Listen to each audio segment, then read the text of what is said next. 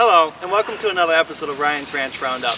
I'm your host, Ryan Heiss, and in today's episode we're going to be talking about Common Area Irrigation, or as our staff refers to it as, Common Area Irrigation. Over the last 5 years, we've been upgrading our technology that we utilize to operate our irrigation systems. It's really important because we have over 50,000 sprinkler heads and we irrigate over 500 acres on a weekly basis. We irrigate with enough water on a weekly basis to fill over 20 Olympic-sized swimming pools. That's a lot of water. So we want to make sure that it's managed correctly. So we're going to be discussing the technology, how it helps us operate our system effectively and efficiently, how we save water, which results in saving money for our residents. So let's go. We are now at our operations facility where we have our web-based irrigation control, our central command, and we're going to go meet with Roger Sutton and Jimmy Rodriguez, some of our lead irrigation techs that help us with managing our irrigation out here. Also, East County Observer is going to be coming to the facility. They would like to do an interview on our irrigation upgrades as well. So let's go inside and get started. So you guys, you started making improvements 5 years ago, essentially. Yeah, this was when Paul was first brought on. This was Paul's first assignment. So why is having this technology such a big deal for the districts?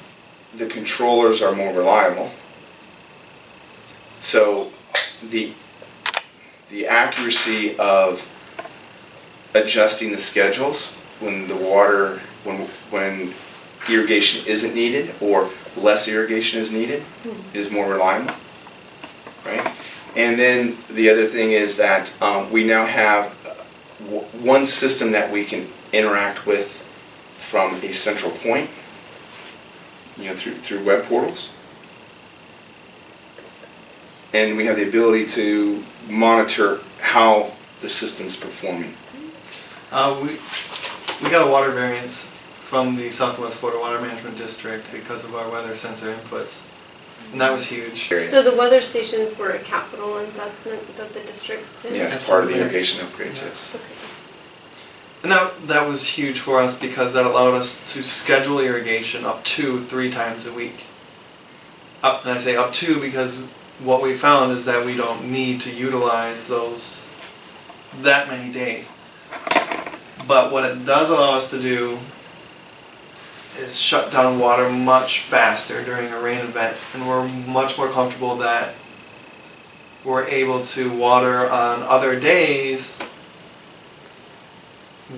even after we shut the water down during a rain event, whereas before if you only have a once a week watering opportunity, we did not want to have a short-lived rain event shut down our controllers prematurely, and then we lost our opportunity for the week, and then you'll start to have declining turf and landscape material. The other thing that allowed us to do is actually water later at night along our sidewalks for shorter durations. So we can water multiple times during the week for shorter durations, and we can push our schedules back along sidewalks and roadways later into the night.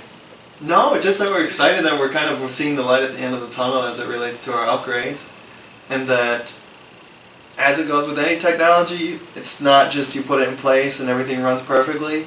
It still requires a lot of human input, a lot of physical inspection of our weather controls and auditing of our system to make sure it's functioning as we expect it to. And a lot of troubleshooting with our with the vendors, Core and Water Optimizer. It's been fun. Yeah, it's been a huge team effort. Just about the entire maintenance staff has been involved in various ways to facilitate the upgrades and equipment replacement. So recently we started reporting our irrigation savings on our landscape reports for all of the districts. And the East County Observer picked up on the board's reception to that information, and they wanted to do an interview related to that topic. So we're here with Pam Eubanks and with the East County Observer, and Paul Chatelain, our maintenance manager, who has spearheaded this whole irrigation upgrade project. And we're just concluding our interview and getting ready to go take some pictures in the field of our different components as it relates to our irrigation system. rain alarm. So none of those controllers would run. So this one's been in rain alarm since July 20th at 3:53 p.m. Okay. So it hasn't come out yet. So those clocks won't be running. We are in our irrigation war room at our operations facility. I'm with Roger Sutton and Jimmy Rodriguez, and we're looking at the web-based irrigation controller. And Roger was just reviewing with us when the last rain shutdown event occurred and for how long our controllers have been in rain shutdown. Roger and Jimmy are both instrumental in making sure that we not only save water for the districts, but our landscape is getting water appropriately and looking beautiful. So, thanks to them. Alright, we are now out in the field and I'm with Ramon Sepulveda. He is our landscape supervisor and he's responsible for going through and checking our weather stations on a weekly basis. Yes, I'm about to perform a weather station inspection. It has a rain bucket, as you see up here.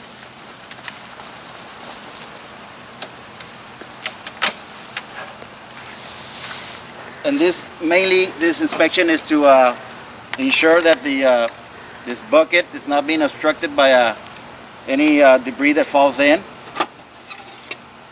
As you see, it's just like a normal bucket.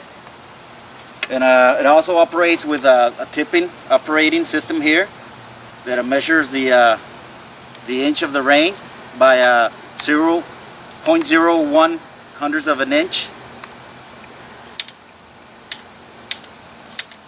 And then this information is passed on to the controller, which is locates inside this box. So this controller has sensors that sense rain, air, humidity, wind. So I'm going to be putting it back.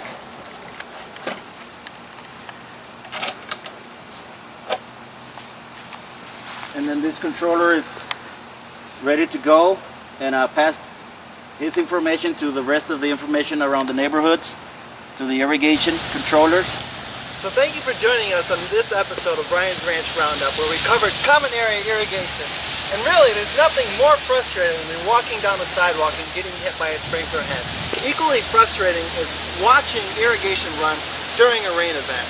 So we're trying to do our best to prevent both of these things from happening, and we look forward to continue upgrades with our system, water savings, which results in savings and aggravation for our residents.